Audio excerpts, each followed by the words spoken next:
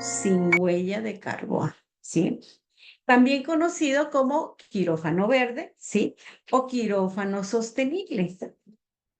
¿Y para qué? ¿Con qué finalidad? Bueno, pues para minimizar el impacto ambiental que generamos con las emanaciones de gases, etcétera. Hoy tenemos como invitada a la doctora Fernanda Torres Ruiz, quien amablemente nos va a ilustrar en este tema para que hagamos conciencia también de cómo tener un quirófano libre de carbono. La doctora que hoy nos acompaña con este tema, la doctora Fernanda Torres Ruiz, es médico cirujano por la Facultad de Medicina de la Universidad de La Salle. Es especialista en cirugía general por la Universidad Nacional Autónoma de México. Tiene cursos de alta especialidad en cirugía endoscópica, en endoscopia gastrointestinal diagnóstica, en terapéutica y ultrasonido endoscópico por parte del Hospital General Dr. Manuel G. González del Instituto Nacional de Cancerología. Es maestra en ciencias de la Universidad Nacional Autónoma de México y con mención honorífica. Muy bien, felicidades, doctora. Desde el 2016, médico adscrito al Centro de Investigación de Enfermedades Infecciosas del Instituto Nacional de Enfermedades Respiratorias. Ponente en múltiples foros y hoy tenemos la satisfacción de que esté con nosotros. Doctora, bienvenida a este grupo, bienvenida a esta federación. Muchísimas Muchísimas gracias. Muchas gracias por la invitación y pues realmente es un gusto, un privilegio poder compartir el día de hoy con ustedes. Creo que vamos a aprender mucho. Seguro que saldrán muchas ideas y creo que muchos aportes. Muy bien, gracias. Bueno, pues efectivamente el tema del que vamos a platicar hoy es el quirófano sin huella de carbono. Y pues si recordamos hace muchos años en la secundaria lo que es la atmósfera, pues es esta capa que cubre toda la Tierra, que cubre nuestro planeta y está formada de gases a diferentes concentraciones.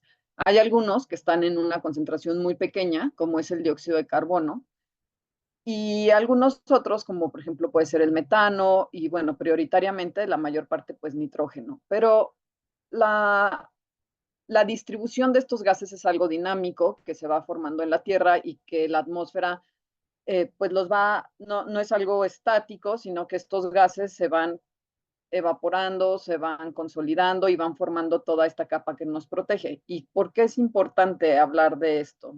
Bueno, pues porque esta capa es lo que permite que la Tierra tenga calor, que no estemos congelados. Si no hubiera atmósfera, estaríamos en unas temperaturas donde la vida no podría ser posible.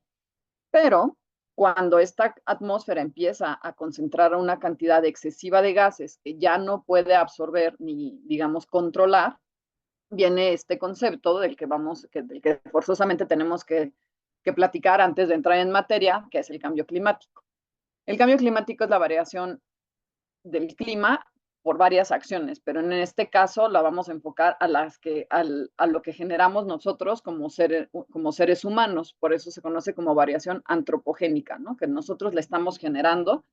Y esto generalmente es porque hay un aumento en la concentración del CO2, del dióxido de carbono en la atmósfera. Al aumentar esta concentración de este gas en específico, el sol, digamos que el calor puede entrar, pero no puede salir. Y entonces nos vamos hacia lo que se conoce como el calentamiento global, del que posiblemente ya han escuchado y el que estamos sufriendo pues día a día y más en ¿no? En las últimas semanas. Hemos estado rompiendo récords de temperaturas más altas cada mes, ¿no? Cada mes es el más caliente y el más caliente y el más caliente. Y esto es algo que ya lo tenemos aquí encima, ¿no? Entonces, pues es importante tener este concepto de calentamiento global y saber que estos gases, como el CO2, se conocen como gases con efecto invernadero. Es decir, son estos gases, como les decía, permite que pase la luz del sol, pero no permite que salga el calor que genera. El más común, como les comento, es el CO2 y es el que se utiliza como referencia para todo lo que tiene que ver con cambio climático y contaminación. Entonces vamos a escuchar ahora durante la charla el término de emisiones totales de carbono, que representa la cantidad de gases con efecto invernadero que se van a la atmósfera y que son derivadas de alguna actividad que nosotros hacemos. Por ejemplo, si en algún proceso se genera algún otro gas con efecto invernadero, se hace una conversión a emisiones totales de carbono o equivalentes totales de carbono como una manera estandarizada de poder cuantificar esto. Y otro término importante es lo que se conoce como potencial de calentamiento global, que evalúa cuánto calor puede ser atrapado por un determinado gas con efecto invernadero. Y esto se compara justo con el CO2. Entonces, por ejemplo, el potencial de calentamiento global del CO2 es de 1. Si nosotros decimos que el metano tiene un potencial de calentamiento global de 25, quiere decir que la emisión de 1 millón de toneladas de metano equivale a emitir 25 millones de toneladas de CO2. Un poquito es solo como para tener referencia que el CO2 va a ser nuestra unidad en todo lo que medimos, que genera un calentamiento global, y es la medida de, pues la unidad de referencia cuando lo comparamos con otros gases. Sin más conceptos así como tan teóricos y aburridos, pero que sí es importante mencionar, pues tenemos que ponernos en contexto y resulta que México ocupa el lugar 12 en el mundo en generar millones de toneladas de CO2. Entonces, no es nada despreciable, ¿no? De más de 260 países estamos en el lugar 12. Antes, hace 2 años, Brasil estaba todavía de los países de América Latina que más contaminaban. Primero estaba Brasil y luego estaba México. Ahora somos el número 1 sin considerar Norteamérica, ¿no? O sea, después de Estados Unidos y Canadá, pero pues ahí vamos en la fila. Y vamos ganando lugares, en lugar de ir bajando, estamos subiendo. ¿Qué pasa con el sector salud? Bueno, a nivel mundial, el sector salud se considera como un emisor de CO2 muy importante.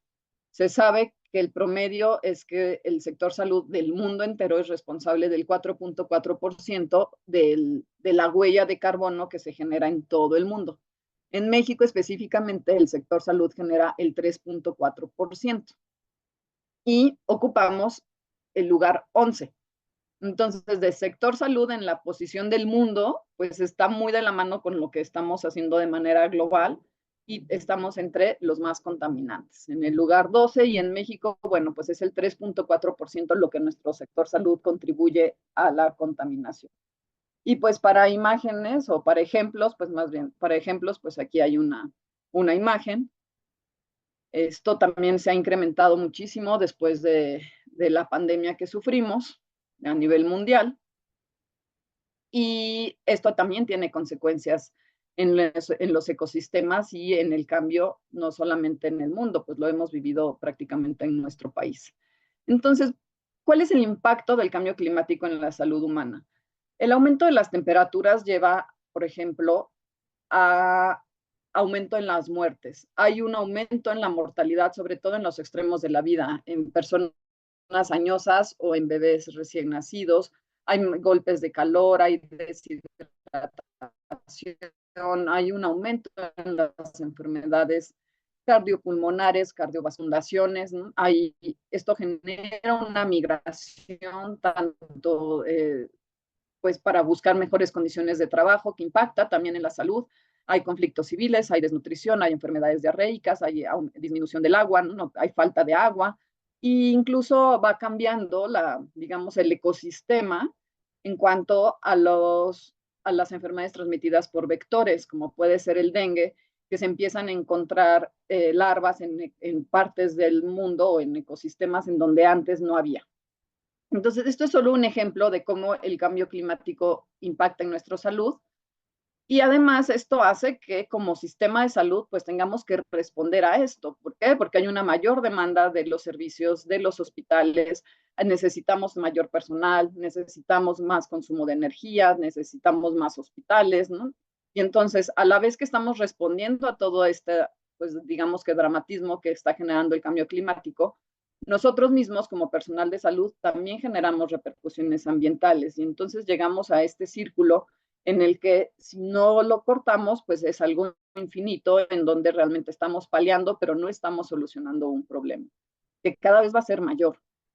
Entonces, definitivamente, lo primero es decir que el sistema de salud, a la vez que cura y responde al impacto de la crisis climática, también genera una huella de carbono muy importante. Es responsable del 5% del total de las emisiones globales de carbono, que equivale a estas toneladas, a 2.4 gigatoneladas. Y si el sistema de salud fuera un país, en todo el mundo ocuparía el 5.º lugar. Entonces, sí es un imperativo de parte de cada uno de nosotros y de parte de todos los que formamos parte del sistema de salud, de encontrar formas de curar y empezar a enfrentar todas estas situaciones pensando pues en el futuro. ¿Qué es lo que contamina en un sistema de salud? Esto es algo que ya está muy estudiado y está muy, pues lo podemos encontrar de manera estandarizada y se conocen 3 alcances, que es la manera en la que se puede calcular qué tanto está contaminando un sistema. El primero es lo que se genera por la combustión en general y por los residuos que se generan ahí mismo. Entonces, por ejemplo, es como todo lo que son gases, el consumo de gases y el consumo de combustión móvil y residuos. El segundo es la parte de la energía eléctrica, que se considera como un alcance indirecto porque la estamos consumiendo, pero no la genera el sistema de salud como tal, sino que se genera en una central y esto llega al hospital y entonces es la energía que nosotros estamos consumiendo. Y anualmente se publica cuántos miliwatts causaron, o sea, 1 miliwatt, cuántos equivalentes de CO2 generó. Y de esta manera podemos calcular cuántas toneladas de equivalentes de CO2 consumimos en el alcance 2. Y el alcance 3 es todo lo demás, que generalmente está incluido el traslado del personal, por ejemplo, los viajes de trabajo, todo el traslado de los pacientes para acudir, la cadena, o sea, todos los consumibles, y todo, desde papel hasta medicamentos, agua, suministros, la construcción, los servicios alimentarios, todo lo demás que consume un sistema de salud, están en el alcance 3. Y de aquí se proponen 10 objetivos de sostenibilidad que se pueden estudiar dentro de los hospitales para intentar disminuir estos 3 pues, dominios o alcances, desde el uso de sustancias químicas, o sea, reemplazarlas por sustancias menos nocivas, hasta un buen uso de los residuos, más bien una buena disposición de los residuos, disminuir el consumo de energía, buscar alternativas hacia el agua, el transporte, los alimentos, y aquí podríamos tardarnos horas hablando específicamente de acciones de cada uno de estos pues, objetivos. Esta es una propuesta de objetivos para ver, de acuerdo a cada establecimiento, cuál sería el focus principal en donde se podrían disminuir. Esa es una breve introducción en cuanto a los sistemas de salud en general. Dentro de este sistema de salud, el quirófano, que es el tema que nos atañe hoy principalmente, pues es muy, muy, muy importante. ¿Por qué? Porque es el principal generador de desechos. Entonces, una cantidad de energía de las que consume este sistema de salud se genera en los quirófanos, así como un montón de desechos y un gran consumo de material desechable y de gases que también tienen impacto en la atmósfera.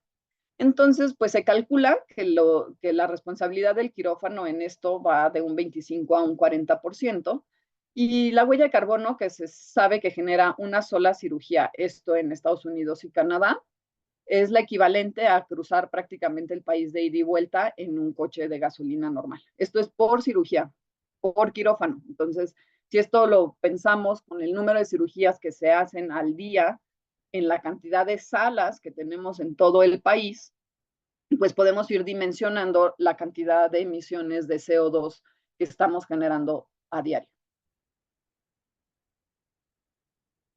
¿Qué es lo que más contamina en un quirófano? Esto depende del lugar en el geográfico en el que estemos, depende de las condiciones de nuestro quirófano, pero en este estudio que se hizo en Estados Unidos y Canadá, en diferentes centros, al final la conclusión se va a estos 3 principales contaminantes, que ha sido lo que, y esta información es como congruente con otros estudios que se han hecho en otras partes del mundo. Entonces, los 3 principales son los gases anestésicos, de los que ahorita vamos a platicar un poquito más, el consumo de energía y la generación de desechos y la cadena de abasto. Este es un estudio en donde se compara la huella de carbono en diferentes cirugías, diferentes procedimientos. cada vez más, si ustedes tienen la oportunidad de entrar, por ejemplo, a PubMed, van a ver cómo hay un pico en el número de publicaciones a este respecto, porque pues al final es una inquietud mundial.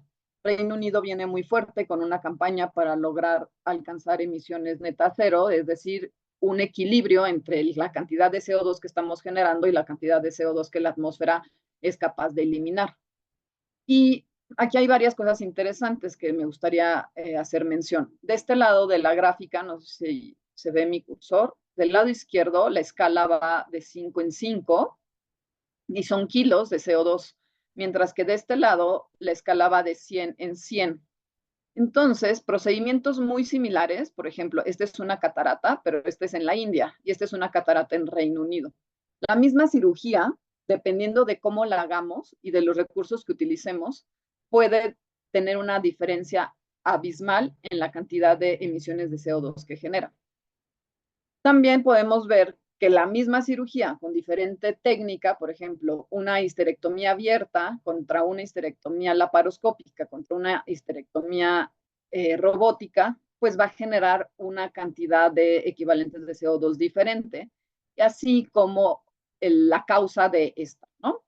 Entonces, bueno, estos son algunos detalles que es importante porque al final el cambio climático no tiene justicia, es decir, es algo que nos está afectando a todo el planeta, sin importar si estamos en la India, si estamos en México o si estamos en Reino Unido. Entonces, sí es algo que nos atañe como una política mundial y de la que tenemos que ser parte, ¿no? Y empezar a sumar esfuerzos para intentar, pues, poner un granito de arena para tratar de hacer esto poco menos pues, agudo, porque ya estamos con el tiempo encima. Esto ya es realmente una emergencia. Les voy a empezar a platicar sobre los diferentes focos que se tienen identificados y de por qué contaminan y qué alternativas podríamos encontrar para poder disminuir esto. Entonces, los gases anestésicos, el más común, quizá el isoflorano y el sevoflorano, generan una importante huella de carbono. Sin embargo, no tanta como el desflorano. Estos gases forman parte de lo que se conocen como gases halogenados. Y si ustedes recuerdan, en los 90s aproximadamente hubo una campaña para disminuir el daño que se estaba haciendo a la capa de ozono, en la que muchos de estos gases, los clorofluorocarbonos, fueron limitados, ¿no? Y entonces se reguló su uso justo porque estábamos destruyendo la capa de ozono. Que justo esta investigación le ganó el premio Nobel, hizo que tuviéramos un premio Nobel en México, del doctor Mario Molina, sobre los hoyos en la capa de ozono. Y entonces, al regular esto, se hizo el protocolo de Montreal, pero esto hizo que disminuyera el consumo de clorofluorocarbonos y que aumentara el consumo de otros gases que se conocen como hidrofluorocarbonos, los cuales, aunque no destruyen la capa de ozono, son gases con un potencial de gas de efecto invernadero muy, muy alto. Entonces, se cambió una cosa por la otra y esto llevó a que se hiciera la enmienda de Kigali, en donde también se tuvo que regular el uso de los hidrofluorocarbonos. El problema es que los gases anestésicos se consideran de uso médico e indispensables para la salud, entonces están exentos de todas estas regulaciones. Esto ha hecho que de una manera, a lo mejor sin saberla, sigamos contaminando de una manera muy importante con esto. Entonces, aquí, ¿cuál sería como el mensaje? Que el desflorano tiene la vida media en la atmósfera más larga y el mayor potencial de calentamiento global, además de que es más caro. Pero la comparación como una alternativa de uso, es decir, si podemos evitarlo, será una gran aportación, porque si lo comparamos con el sevoflorano o el isoflorano, su vida útil en la atmósfera es 14 veces más, ¿no? Entonces, por ejemplo, en la atmósfera el sevoflorano dura 1 año, mientras que el desflorano dura 14 años. Otro que realmente tiene un potencial de gas con efecto invernadero muy alto es el óxido nitroso, que prácticamente también ya deberíamos dejar de usarlo. En muchos hospitales no se usa, pero por ejemplo, dentistas en consultorios o para procedimientos ambulatorios todavía se utiliza en el país. Y una ventaja es que el desflorano es muy caro. Entonces, no hay en todos los hospitales. Eso ha limitado un poco su uso en México y creo que es algo pues relativamente a favor. No se ha demostrado que el desflorano tenga una indicación clínica indispensable en la que no pueda ser sustituido por los otros gases. Entonces, realmente la regulación y disminución de su uso es un área de oportunidad para disminuir la huella de carbono que generamos con los gases anestésicos. Este es un estudio que me gusta mucho por las intervenciones que utilizó, por eso se los quise compartir. Fueron 4 hospitales en Francia y entonces ellos hicieron 2 intervenciones. Una fue hacer un grupo de anestesiólogos en el que hicieran grupos de información y encuestas para transmitir toda esta información. Y después hicieron una campaña de un día en cada hospital, mandando artículos, dando información, platicando con todos los médicos, con los cirujanos, con el personal de enfermería, para tratar de disminuir el uso, porque yo creo que mucha gente no sabe esto, ¿no? O sea, creo que si ya el momento en que lo sepamos va a ser así de, bueno, no, pues si puedo buscar una opción segura para mi paciente y que es mucho más ecológica, pues la voy a escoger. Entonces, después de estas 2 intervenciones, ellos midieron cuánto había disminuido el uso de desflorano y podemos ver que realmente es muy considerable.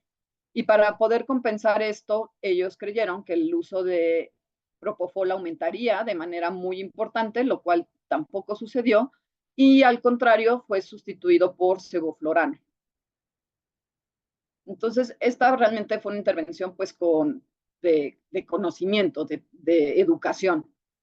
Y de esto también repercutió a largo plazo con los costos, porque como les comentaba, el desflorano es bastante más caro. Y bueno, este otro estudio únicamente para remarcar que sustituir el desflorano por sevoflurano reduce hasta el 25% del total de gases con efecto invernadero en la cirugía laparoscópica. Y si es posible sustituirlo por propofol, se reduce hasta el 28%, ¿no?, de los gases que se generan en una cirugía laparoscópica. Existen ahora algunos sistemas de recaptura, que es este dispositivo que se pone en las máquinas de anestesia para tratar de que el gas, en vez de salir a la atmósfera, se quede concentrado en este canister y esto se manda a un centro de reciclaje donde lo recapturan y digamos que se reutiliza. Pero la verdad es que la efectividad es muy bajita, es del 25%, es decir, que seguimos perdiendo un 75%.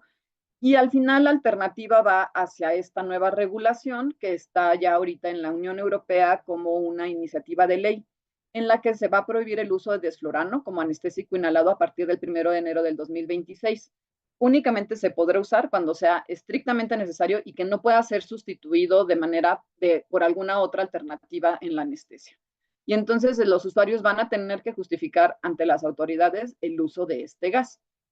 Entonces, bueno, pues aquí la propuesta es que no vamos a tener que esperar a que esto llegue a México porque van a pasar como 20 años, ¿no? Entonces, si somos muy conscientes de esta información, si la podemos transmitir, si podemos hacer grupos de trabajo con nuestros anestesiólogos, entonces podríamos adelantar esto y hacer una decisión consciente y segura para los pacientes. Ahora platicando un poco sobre los desechos sólidos, que es otra de las preocupaciones de lo que de lo que vivimos todos los días en el quirófano. El boom de los desechables, el material desechable se dio aproximadamente unos 20 años hacia atrás, pensando que era una manera para disminuir el riesgo de infección de sitio quirúrgico o contaminación de la herida. Hoy en día no hay una evidencia clara que apoye que usar desechables sea la manera en la que disminuyamos el riesgo de infección de sitio quirúrgico. Sabemos que los equipos desechables generan basura, que es productora de metano, de gases a la atmósfera, además de que incrementa los costos. Y tenemos algunos ejemplos como estos kits para poner una sonda Foley, en donde cada vez que se coloca una viene ya armado, ¿no?, con un riñón de plástico en el que se va a realizar el lavado y esto se va directamente a la basura, o esta flanera de aluminio, esta bolsa amarilla en la que únicamente, y que viene específica únicamente para como para este kit, ¿no?, para la colocación de la basura que salga de colocar la sonda, en vez de poder usar la bolsa que ya esté en el quirófano, obviamente esta flanera, ¿no?, de plástico, y situaciones que realmente se pueden sustituir de manera segura, por ejemplo, por material de acero inoxidable. Entonces, esto cada vez lo vemos más, nosotros lo vemos cada vez más en los hospitales privados en la Ciudad de México, y es una preocupación. Y más esto, baunanómetros, manguitos del bauna desechables por paciente.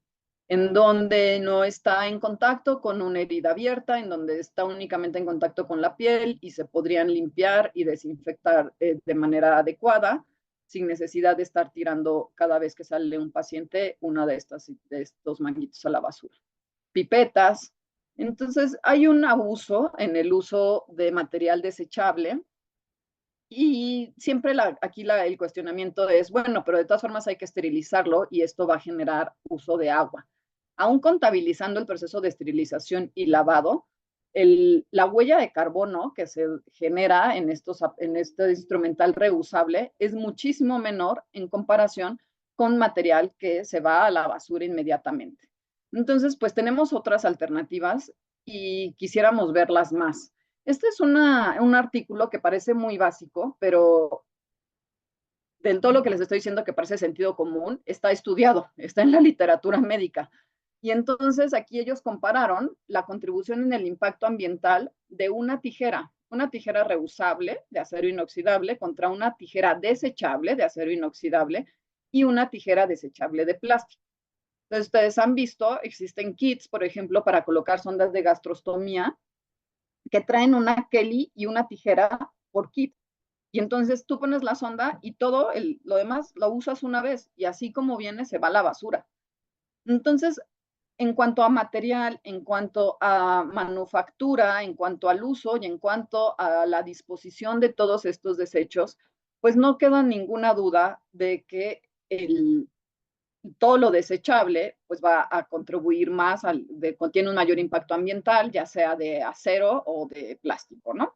Y pues lo que menos impacto tiene en cualquiera de estos 4 focos, pues va a ser el reusable de acero inoxidable. Lo mismo son los mismos instrumentos y solamente para recordar que no solamente, o sea, que cuando hablamos de contribución al impacto ambiental, no solamente son equivalentes de CO2, también hablamos incluso de tóxicos, de daño de cambio climático, de daño a la capa de ozono, de daño a los mantos acuíferos, a la falta de agua, el uso de combustible fósil. Entonces, realmente son muchos los criterios, como podemos ver aquí, que se toman en cuenta y que se pueden estudiar de una situación que parecería tan simple. ¿Y qué hay de los textiles? Bueno, también el uso de desechables, de cubrezapatos, de gorros, de batas, cada día ha ido en aumento. Ya tenemos hospitales en donde ya ni siquiera consideran el uso de uniformes de tela, donde todo es desechable, los campos quirúrgicos, y pues si no fuera algo a lo mejor muy evidente, pues esta es la evidencia del potencial de calentamiento global de cada uno de estos textiles que les comento, comparando el desechable contra el reusable. Es verdad que, que somos un mal necesario, que todo lo que usamos contamina, sí. Eso ¿no? O sea, ¿cuál sería la cirugía que no contaminara, la que no hiciéramos, ¿no? La que no se realiza. Pero si vamos a hacerla, pues intentemos buscar alternativas más amigables con el medio ambiente. Y bueno, aquí ustedes me pueden decir, pues es que todas contaminan y el reuso también genera contaminación. Completamente de acuerdo, pero si lo vemos en proporción, genera mucho menos que si estamos tirando a la basura cada vez que usamos una bata o unos guantes y así salen los botes quirúrgicos, ¿no? Después de una cirugía. En el centro donde yo trabajo, nos reunimos hace un año, en febrero del 2023, ya más de un año, y nos empezamos a dar cuenta de la cantidad de desechables que estábamos utilizando, incluso en los pacientes. Cuando nuestros pacientes llegaban a una cirugía ambulatoria, utilizábamos batas desechables por paciente. Y empezamos a ver cuántos gramos eran y al año cuántos kilos estábamos generando de estos desechables que se iban a la basura todos los días. Es un quirófano, es un ambiente muy controlado, muy pequeñito, en donde hay muy buena comunicación con todos los cirujanos, en donde nuestras enfermeras son maravillosas y se unieron a esta estrategia y ellas fueron las que más impulsaron cada vez que iba a entrar la oftalmóloga, le decían, doctora, ¿no? Puede usar su gorro de tela y entonces implementamos, por ejemplo, utilizar zapatos cerrados, tipo Crocs, solamente para tener adentro del quirófano y dejamos de usar cubrezapatos. Y en un año disminuimos 600 kilos de basura, que era la que estábamos generando. Entonces, es un pequeño ejemplo. Yo sé que aquí el punto es que cada quirófano es diferente y cada área de oportunidad es distinta. Entonces, es solamente generar ideas de cómo cada quien podría aplicar esto a su propio ambiente de trabajo y a su propio equipo de trabajo. Otra de las preocupaciones son los empaques excesivos de polipropileno y la posibilidad de reciclar todo este plástico o de utilizar y buscar alternativas que no siempre involucren utilizar únicamente el polipropileno, sino cajas, por ejemplo, de acero inoxidable reusables para tratar de disminuir los pliegos de papel que se utilizan a diario. Otra situación que nos preocupa son los empaques en donde vienen los consumibles que utilizamos y que nos da la industria. Por ejemplo, un lente intraocular pesa 1 gramo y si ustedes lo han visto es algo minúsculo, pero el empaque pesa 64 gramos, está lleno de un folleto enorme, un libro, y pocas veces esto se puede reciclar. Lo mismo que los kits para gastrostomía y así incontables materiales que abrimos todos los días que traen por ejemplo, las instrucciones en 10 idiomas, ¿no? En 50 hojas, donde viene en chino, en coreano y todo lo demás, y a lo mejor, pues realmente en 2 hojas se podría hacer, y esto se podría sustituir perfectamente con un código QR en donde quien esté interesado o el usuario pueda escanearlo y pueda leerlo en línea. O ver la manera de que estos empaques puedan reciclarse en vez de irse a la basura municipal sin más. La adecuada separación de desechos, pues es un tema que parecería que ya estamos súper cansados de escuchar y sin embargo seguimos viendo que hay algunos establecimientos de salud que la reportan hasta en el 40-50%. Lo esperado, de acuerdo a la literatura, es que la producción de basura con un potencial biológico infeccioso se estime en un 7% de la basura total que se produce en un hospital. Entonces, decir que en nuestro hospital la mitad de la basura que sacamos es RPBI nos hace poner una alarma, una alerta en que algo no se está haciendo de la manera esperada, porque estamos sacando demasiado, por alguna razón estamos mal clasificando estos desechos. ¿Y esto por qué podría ser importante? Porque seguramente, como ustedes saben, el tratamiento final de los desechos de RPBI en la mayor parte de nuestro país se hace por empresas que van, recogen esto, vienen desde muy lejos en camiones y se llevan todo lo que va en bolsas rojas a centros alejados, también lejos del centro urbano, lo incineran y pues esto está generando emisiones de CO2 al ambiente. Esto además de que es muy caro para el hospital, se cobra por kilo, pues también contamina mucho más. Entonces, si pudiéramos disminuir esto, también tendría un impacto, no solo en los costos, no solo en un impacto ambiental, sino también en la disminución de costos. Y pareciera es una medida que es un poco de conciencia y de educación.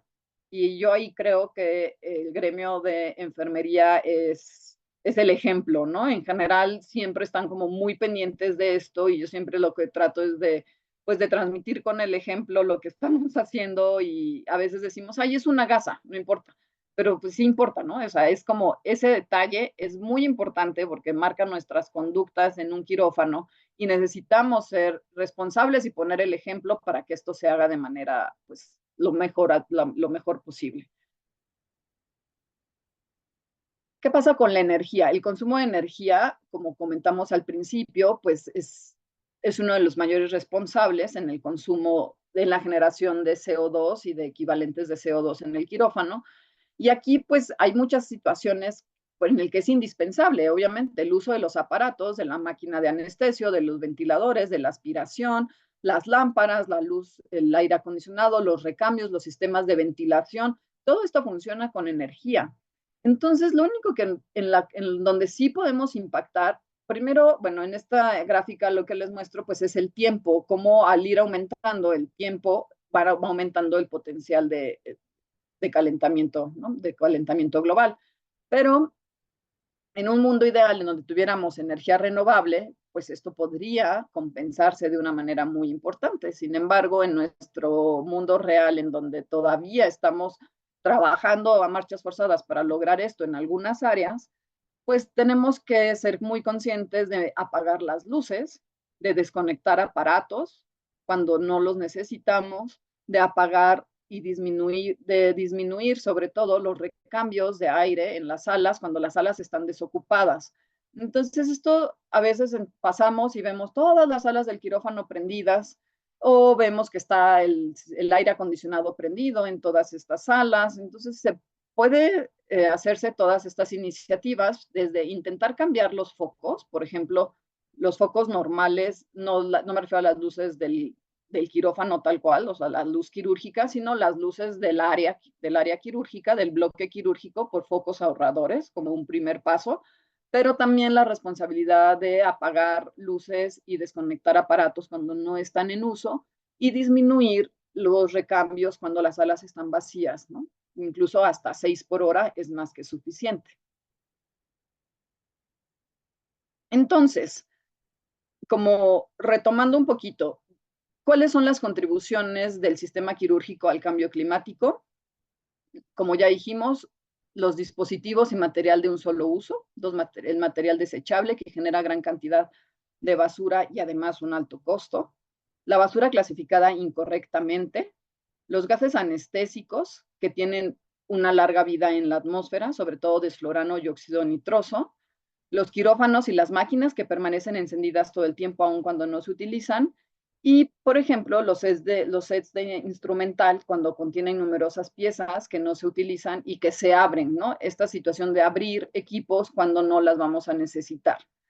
Y si ustedes recuerdan estas 3 R's famosas de reducir, reutilizar, reciclar, pues ahora han sido sustituidas por más de 10, en donde la primera viene desde rechazar. Es decir, no necesito abrir esto o no vamos a abrir las suturas hasta que las necesitemos, las podemos tener en la sala, pero a ver, abre por sí o repensar realmente qué es lo que vamos a utilizar e incluso rechazar la compra de algunos dispositivos que generen una huella de carbono mayor cuando tengamos una opción o una mejor alternativa a estos. Esto forma parte de lo que se conoce como economía circular, en donde estamos tratando de que al final de todo esto, lo que queda hasta abajo sea reciclar. Entonces, si antes reciclar era la opción primera en esta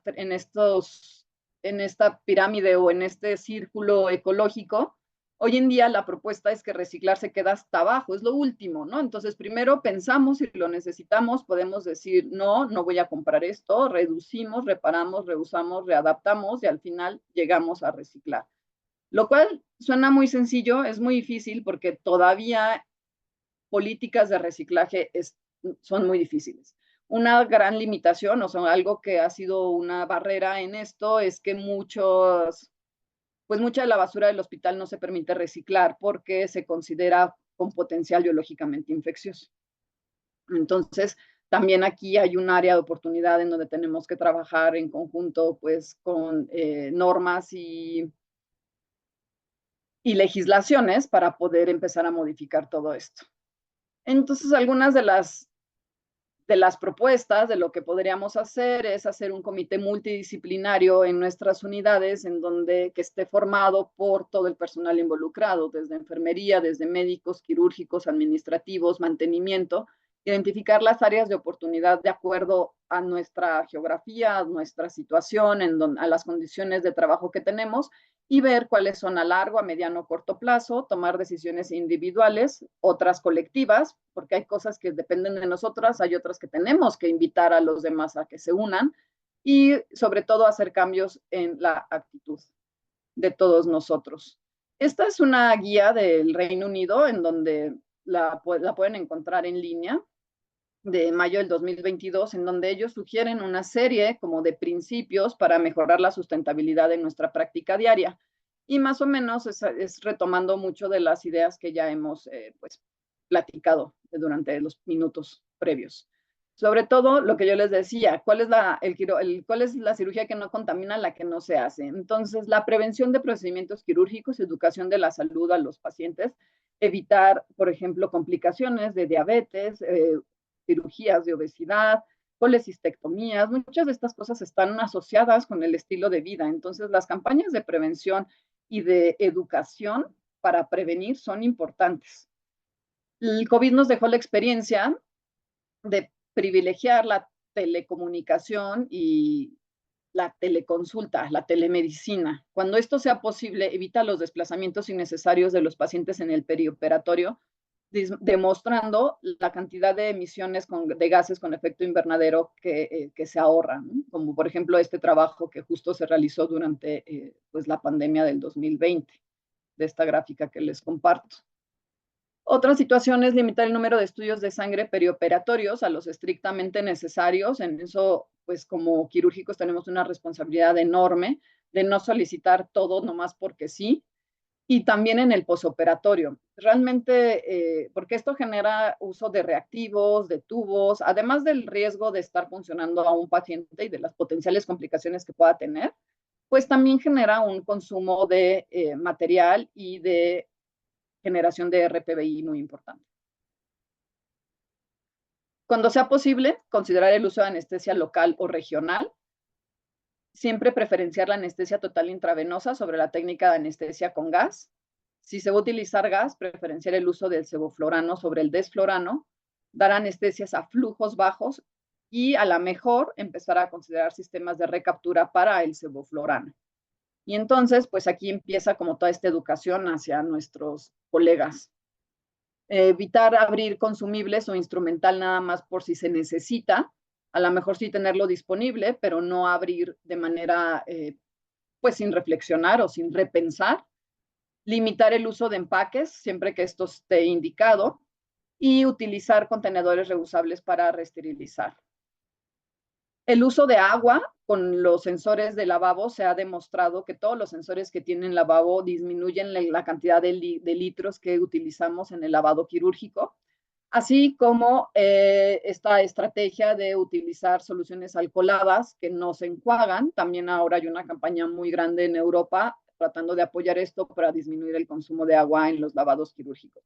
Siempre con las indicaciones, ¿no? Esto no quiere decir que los 5 momentos de lavado de manos no estén indicados y que no tengamos indicaciones precisas, pero utilizar agua como cuando la suciedad es evidente. Pero también ya hay áreas de oportunidad en donde el lavado con soluciones alcoholadas que no se enjuagan no aumentan el riesgo, ¿no? Siempre preferir el uso de material reusable contra el de un solo uso cuando esto sea posible. Diseñar paquetes quirúrgicos a la medida, y en esto me refiero como una supercomunicación con el cirujano, en donde si nos hemos dado cuenta que siempre que abrimos el instrumental para una colecistectomía hay 10 pinzas que nunca se utilizan, por poner un ejemplo, o en una hernia o en una cirugía de catarata, yo qué sé. Entonces, a lo mejor ver cuál es realmente el instrumental que se va a necesitar y no estar esterilizando y a lo mejor dejarlos como accesorios únicamente como en un paquete individual.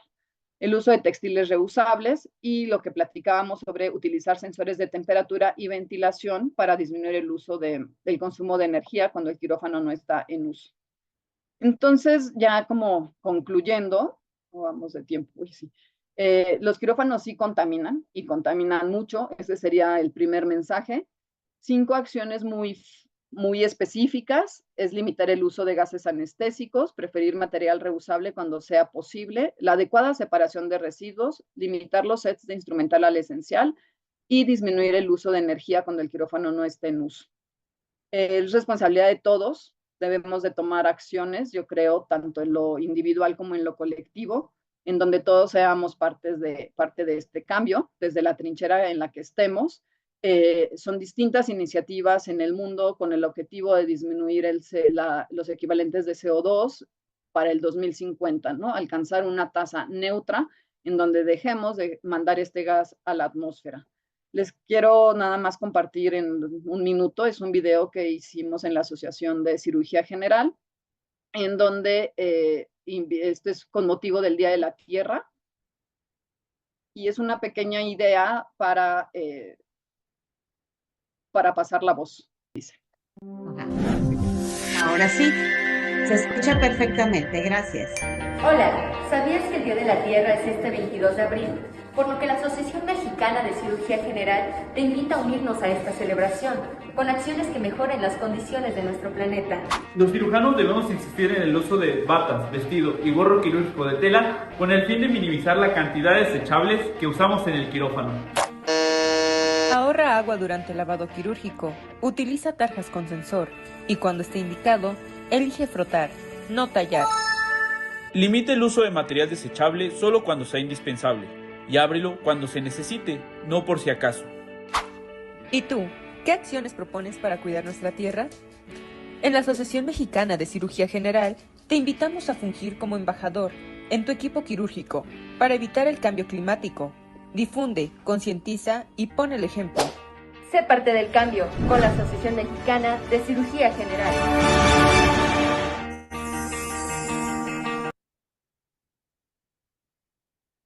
Bueno, pues creo que eso es todo por mi parte. Estamos a la orden. Aquí está nuestro correo para estar en contactos y si hay alguna duda o comentario, pues encantada. Excelente tema, como lo han manifestado todo nuestro público. Hay que generar conciencia, hay que cuidar el entorno. Y fíjense que dentro de la Federación Mexicana de Enfermería Quirúrgica es parte de nuestra misión, el cuidado del medio ambiente, respeto al entorno, sí. Entonces, ahora sí que el tema viene ad hoc, pero hay que generar esa cultura, doctor. Y debemos estar muy unidos todos, para que hagamos conciencia real de cuidar el mundo, cuidar al planeta. Y es un cuidado de tercera generación, cuidado de la persona, ¿verdad? Cuidado de la comunidad, pero ahora hay que cuidar el mundo. Si hay preguntas por aquí, vamos Sí, a la hay sesión de preguntas, preguntas. doctora. Quisiera hacer un comentario que nos hace acá nuestra compañera Marta Lara, muy atinada. Dice, doctora Torres, muchísimas felicidades por tan excelente presentación, con gran información tan relevante para todos los quirófanos. La felicito. Es la primera vez que escucho a un médico cirujano hablar de este tema tan importante que nos lleva a concientizar sobre el uso de estos materiales, dispositivos y equipos.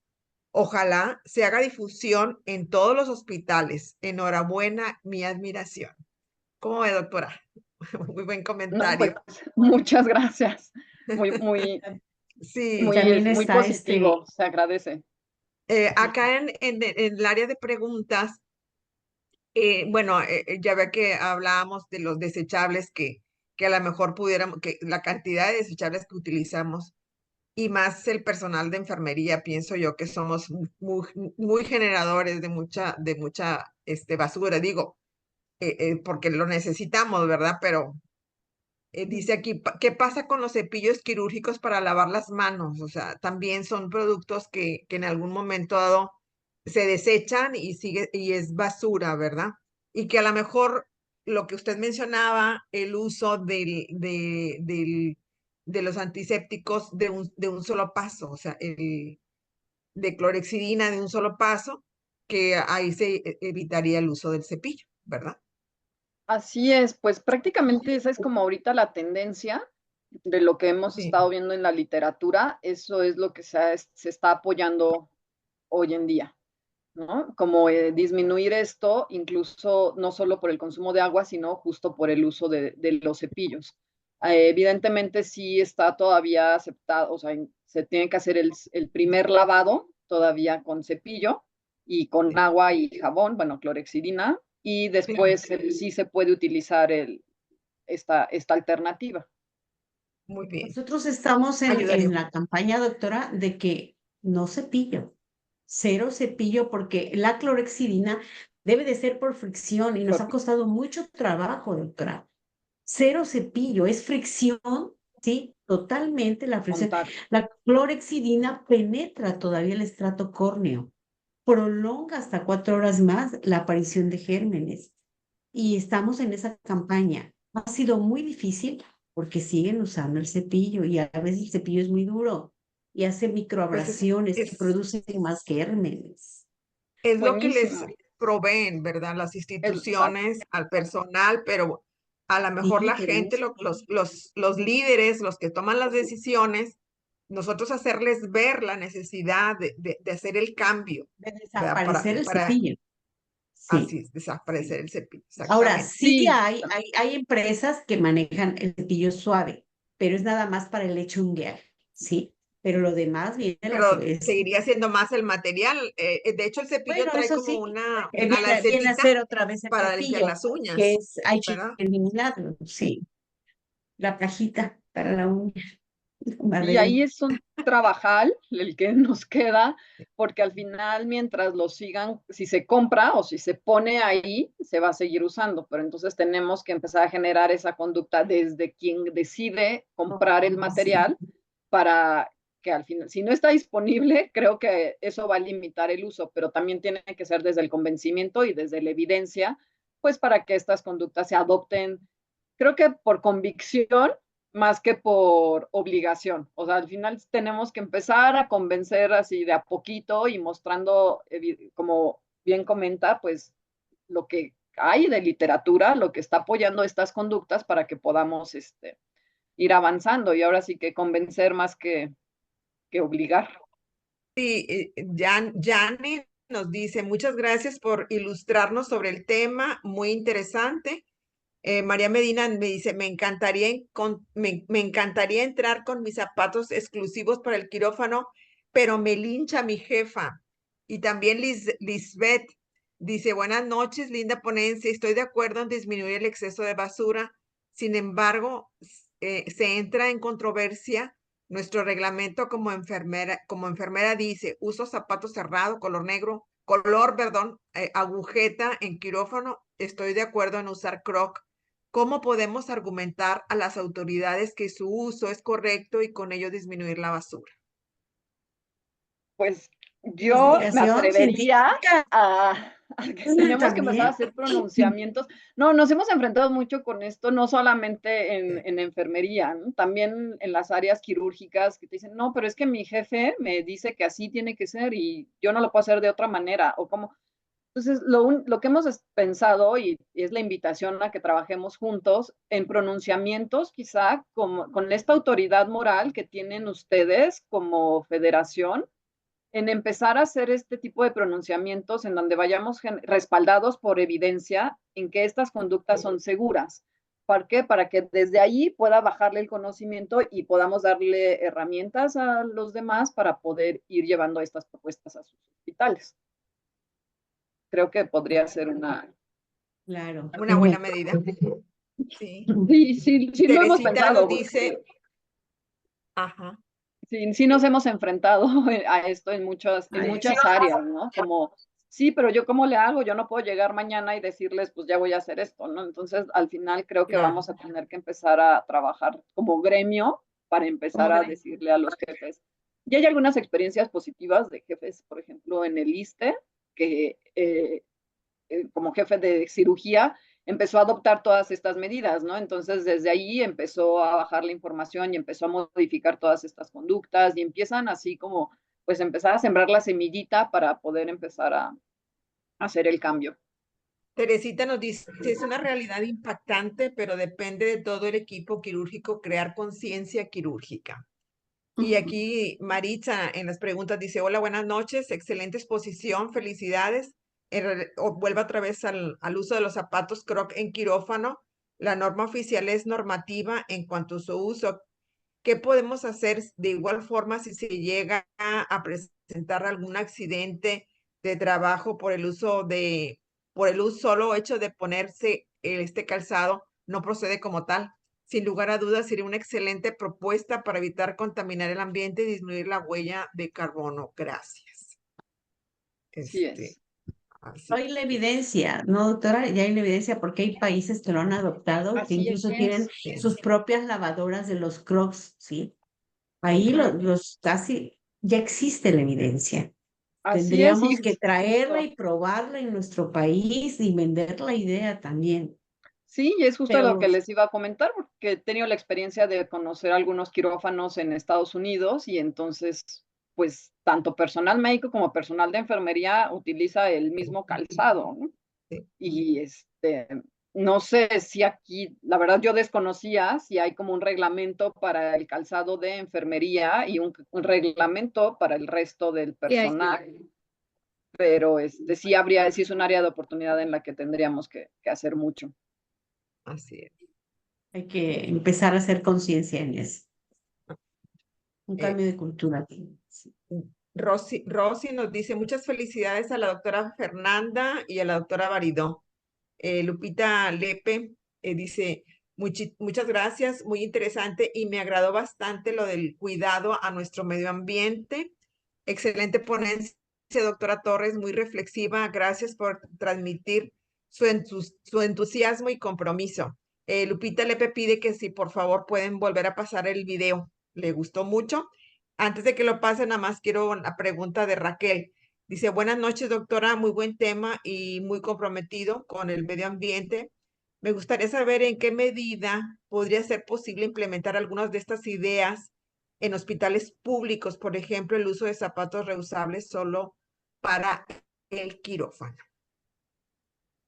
Bueno, de Pues lo ya que tenemos comentado, mucho ¿verdad? trabajo. No sé. Hay algo Como que asociaciones, ¿verdad? Y como federaciones, Por ¿verdad? ahí como adelanto un poquito, pero sí hay un grupo que está haciendo un proyecto al respecto, sí, sobre el evitar la bota, todo lo que contamina. Y existe la propuesta, pero es a través de una búsqueda sistemática de la literatura. Todo buenísimo. lo que, para que de ahí nazca una propuesta del uso del zapato reusable, o sea, el crawl, porque también no produce, los crawl son antimicrobianos, ¿sí?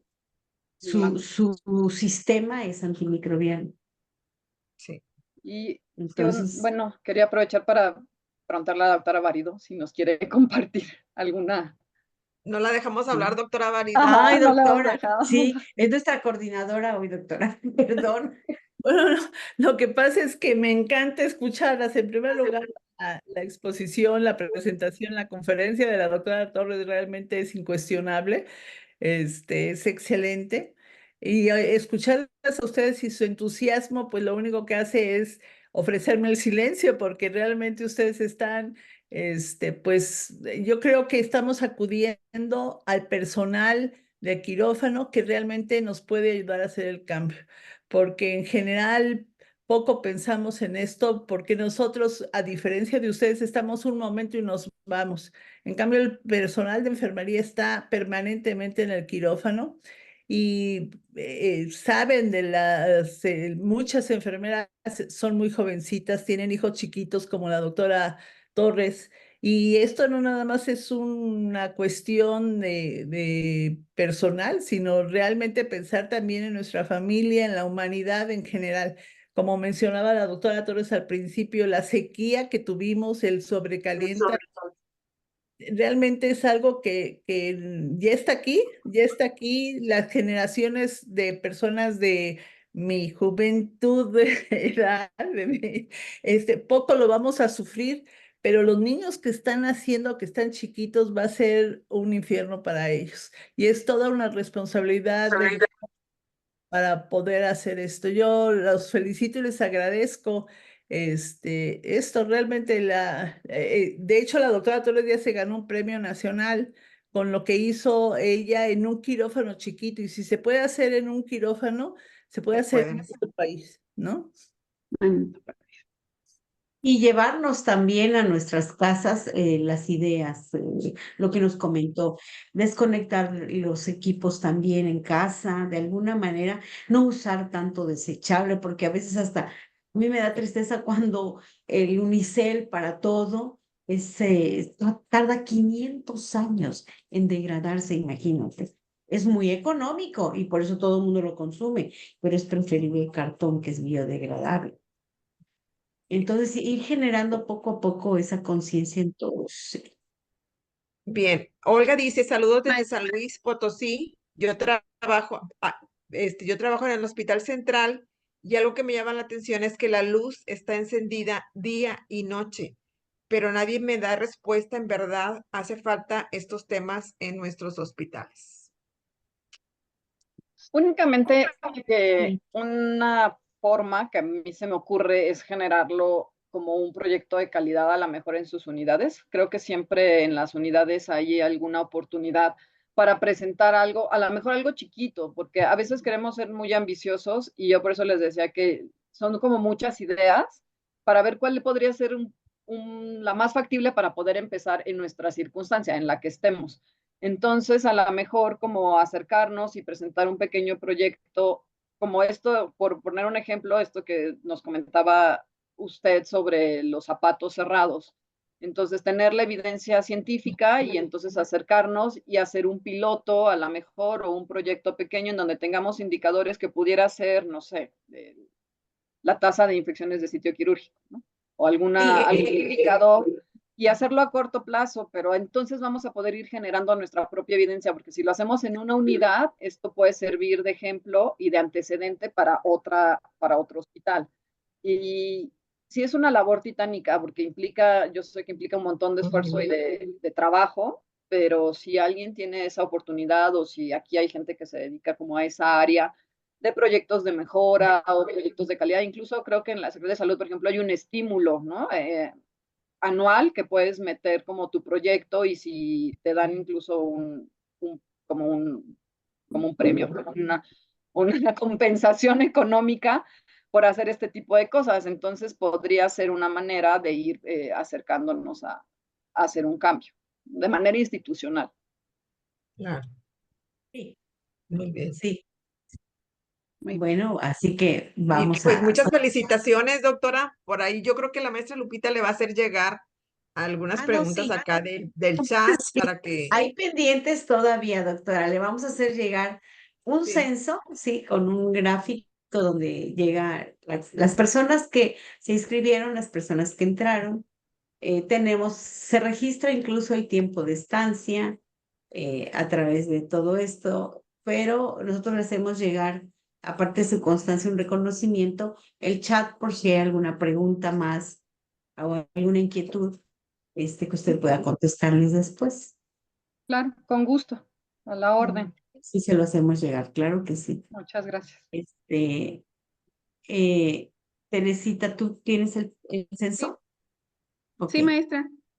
Bueno, pues estuvieron presentes, doctora, desde Durazno, Uruguay, estuvieron de San Luis Potosí, Ciudad Mante, Tamaulipas, Barranquillas, Colombia, Hermosillo, Sonora, Uruguay, Michoacán, Perú, León, Guanajuato presente, Buenos Aires, Argentina, Tepic, Nayarit, Texcoco, Monterrey, Tapachula, Chiapas, Saltillo, Coahuila, Zacatecas, Ciudad de México, Manzanillo, Colima, Lázaro Cárdenas, Michoacán, Puebla, Cananea, Cuernavaca, Morelos, Oaxaca, Juárez, Chihuahua, Morelia, Tizayuca, Hidalgo, Bolivia, Guatemala y Veracruz. Ajá. Presente. Toda la Y República, doctora Aguascalientes. Fernanda. Toda la Y República. Aguascalientes, Casi toda la República. Casi toda la Pero también estuvo Paraguay y Uruguay, Teresita, no escuché. Estuvo Paraguay, sí, Colombia, sí dije. Colombia, Argentina, Paraguay, Paraguay, Uruguay, Uruguay, ujú, Perú, ajá. Bolivia. Buenos Aires. Bolivia, Venezuela, Buenos Aires, Argentina. Ujú. Sí. Muy bien. Un buen número de personas se inscribieron más, pero algunos no pueden entrar. Nosotros en 3 días, al tercer día, doctora, subimos esto a nuestro canal de YouTube. Tenemos un canal de YouTube, ahorita lo voy a anunciar, donde tenemos más de 200 exposiciones, 240. Es un reservorio de conferencias con expertos que de verdad esas conferencias las están tomando también para sesiones en sus clases de varias universidades. Entonces se ha ganado ese prestigio y incluso lo toman para hacer varias dinámicas. Hay un comentario que quisiera de Edna. Dice, doctora Torres, muchas felicidades, excelente tema. Soy asistente médico de Guatemala. Nosotros pues no utilizamos cepillo, únicamente clorexidina, y respecto al gorro y mascarilla son de tela. Hemos tratado de utilizar material antifluido y los zapatos son Croc, que al finalizar procedimientos lavamos los zapatos. Digo, ellas que están por allá, que nos compartan Guatemala. Guatemala nos comparte. Muchas gracias por compartir. Ok, bien. Dice, y el de María Medina dice, al contrario, en la unidad de ortopedistas les demandan que usen el cepillo. O sea, Maestra, y sí. Aquí yo quiero hacer una recomendación. Tienen que Sí. tomar la iniciativa, ir a hablar con la jefa de quirófano, con la directora, con las cirujanas. La norma oficial 045 va a salir y yo espero que tenga yo tiempo y la doctora Torres también para poder, está ya para fines prácticos a punto de editarse la actualización, pero ver si podemos hacer esto porque es una locura que tengan que ser, es como cuando tenían que tener cofia y andar como monjas, o sea, eso ya pasó a la historia y además contamina más. No solamente contamina, sino además produce mucha basura. Entonces hay que, vayan, peleen con sus jefas que no leen, dígales que hay literatura que se la podemos dar con mucho gusto y además les ofrezco a todos los que están en este momento que cualquier duda o posición que puedan tener, pues la doctora Torres, yo espero que acepte la invitación y o sea, yo lo ofrezco a poder ayudarlas a resolver cualquier duda. Amable. Tenemos el estudio, ¿eh? Así que les voy a hablar de los zapatos. Sí, Y con mucho gusto. Apenas están armando, pero es una búsqueda sistemática, vamos a ver cómo, en literatura, ¿sí? Y sí que bueno, aceptamos el ofrecimiento, porque vamos a tener un diplomado de investigación y es ahí donde estamos haciendo la problemática que tenemos Así que es. resolver Las problemáticas que hay. las problemáticas que tenemos que resolver con investigación científica. Así es. Con Solamente este tipo de enfoques, doctora Barido. sí, o sea, realmente la única manera de sacar cosas adelante es fundamentado, no Así solamente es. en una investigación, sino en los resultados aplicados, ¿no? En la traslación. Entonces es importantísimo. A lo mejor podríamos hacer una encuesta. La doctora ya hizo una y a lo mejor una encuesta ¿Nos ayudaría? sería muy importante. sería muy bien. Estamos Ahorita, trabajando en una encuesta que hicimos entre cirujanos de la asociación, entre miembros de la Asociación de Cirugía General. Entonces, estamos ahorita en el análisis de datos junto con la doctora Barido para poder saber cuál es el panorama y la perspectiva y el punto de vista, ¿no?, de los quirúrgicos en este tema, pero pues también se complementaría muchísimo haciéndole extensiva extensiva, con ustedes. sí, claro que sí, que sea un trabajo colaborativo. Claro, Todos y aquí aprendemos tengo de todos. les puse aquí mi correo. Ahí está. Ahí está. Ujú. doctoratorresruiz@gmail.com. No, yo les agradezco la invitación, la confianza, la oportunidad de seguir aprendiendo con ustedes y también de levantarnos el ánimo entre todos, porque cuando empiezo a leer todos estos comentarios dices, bueno, creo que sí hay que seguir, ¿no? A veces de pronto Hay yo le que digo a la seguir. doctora Barido, no, ya, es que esto nunca, no le veo. Y de pronto poder tener un foro tan participativo, tan positivo, pues sí nos da nueva energía.